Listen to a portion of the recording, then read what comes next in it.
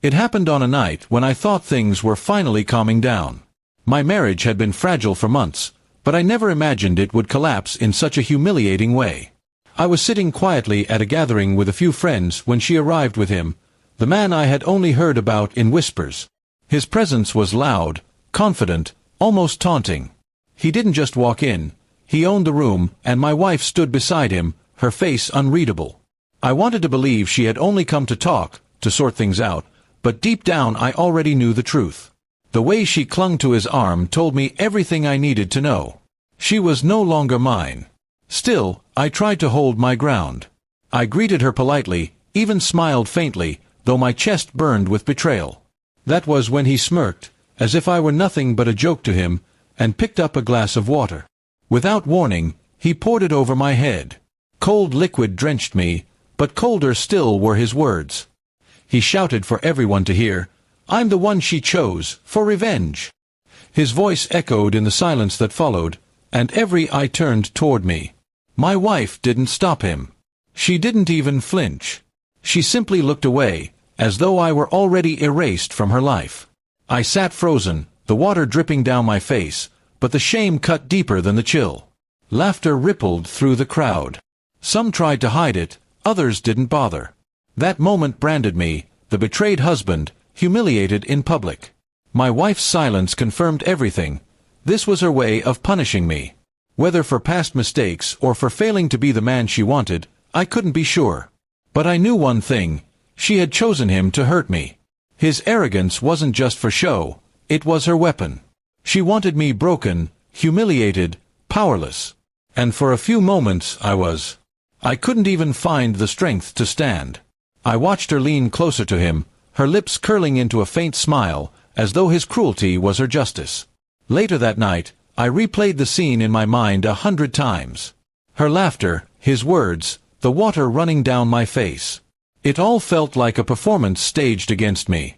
I wondered when she stopped loving me, or if she ever truly had. Had every argument, every cold silence, been building toward this cruel act? For days, I stayed quiet, letting the humiliation eat away at me. My friends avoided the subject, but I knew what they whispered when I wasn't around. They pitied me. They thought I had lost not just my wife, but my pride as a man. Yet the more I thought about it, the more I realized something. She had taken her revenge, but in doing so, she had shown the world the kind of person she truly was. Revenge is temporary, I told myself. Pain is temporary too. But dignity, once rebuilt, can last forever. I decided I wouldn't let her cruelty define me. I cut off all contact, removed her photos, and stopped answering the messages she sent weeks later when her alpha lover began to show his true nature. She thought she could break me, but she only freed me. I began focusing on myself, my work, my health, and slowly the laughter of that night lost its sting. People noticed the change. The same friends who once pitied me now respected the way I carried myself. I wasn't the broken man who sat dripping with water that night. I was stronger, sharper, and unwilling to be defined by betrayal. As for her, I heard fragments of what became of them. The same arrogance he used on me, he eventually turned on her. The smirk she once admired began to frighten her. She learned the hard way that revenge is a double-edged blade, cutting both ways. When she tried to come back to me, I had already moved beyond the need for her apology. One evening, I walked past the cafe where it had all begun. I remembered the sting of humiliation, but this time, I smiled. That night no longer haunted me, it had forged me. I had lost her, yes, but I had gained something far more important: clarity. She had chosen him to hurt me. But in the end, it wasn't I who suffered most. It was her.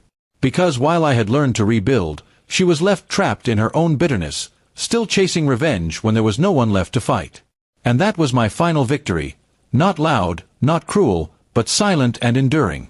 The kind of victory no smirk, no spilled water, and no shouted words could ever take away.